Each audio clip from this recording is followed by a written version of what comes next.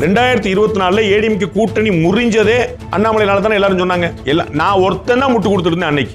இன்னைக்கு வந்து எல்லாரும் அண்ணாமலை நல்லவர், நயினார் கேட்டவர். எனக்கு புரியவே இல்லை. நயினார் அவர்களுக்கும் டிடிவி அவர்களுக்கும் பழைய பகை. அது அதிமுக காலத்து பகை.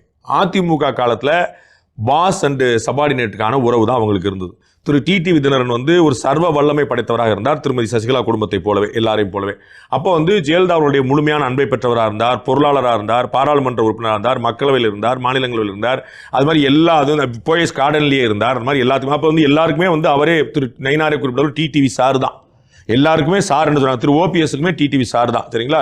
ஓபிஎஸ் அவர்கள் ஒரு சேர்மன் தான் கூப்பிடுவே சார். இன்னைக்கு வரைக்கும் அவர் அன்னைக்கு பெரியகுளம் சேர்மன், இன்னைக்கு வரைக்கும் சேர்மன் தான் கூட 3 முறை முதலமைச்சரான பிறகு அந்த உறவு பழசு, இந்த பகை பழசு. அதனாலதான் இந்த உராய்வு அப்படின்னு எடுத்துக்கலாம். சரி பண்ணக்கூடிய உராய்வு தான். சரி பண்ணி அதனாலதான் ஏன்னா ஒரு 3 நாள் முன்னாடி தஞ்சாவூர்ல ஒரு பேட்டி கொடுக்கறதுக்கு முந்தின நாள் வரைக்கும் நயினார் நாகேந்திரன் தான் மாநில தலைவர்.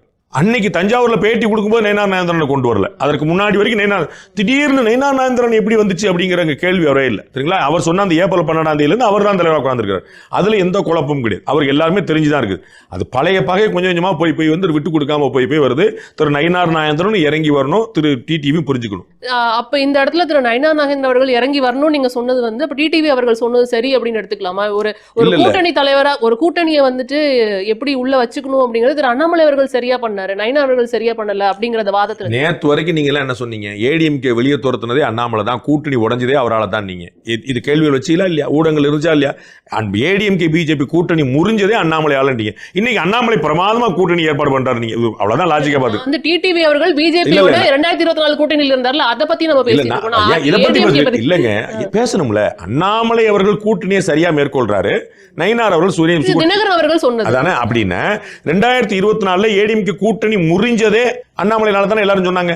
நான் ஒருத்தன் தான் முட்டு கொடுத்துருந்தேன் அன்னைக்கு. அதெல்லாம் கிடையவே கிடையாது. அவர் ஒன்றும் தப்பா பேசலாம். அன்னைக்கு நீங்க எடுத்து பாருங்க வரலாறு. 2024 நீங்க இன்னைக்கு வரைக்கும் பாருங்க. யாராவது ஒரு நாள்ல மார்ச் இருக்கான பாருங்க. அன்னைக்கு கூட நான் சோல் ஆளத்தை சப்போர்ட் பண்ணிட்டு இருந்தேன். இன்னைக்கு வந்து எல்லாரும் அண்ணாமலை நல்லவர், நயினார் கேட்டவர். எனக்கு புரியவே இல்லை. தினகரன் அவர்கள் சொன்னதான் சொல்றேன். அதைத்தான் நானும் சொல்ல வரேன். இது வந்து ஒவ்வொருத்தருக்குமான ஒவ்வொரு ஈக்குவேஷன் இருக்கும்.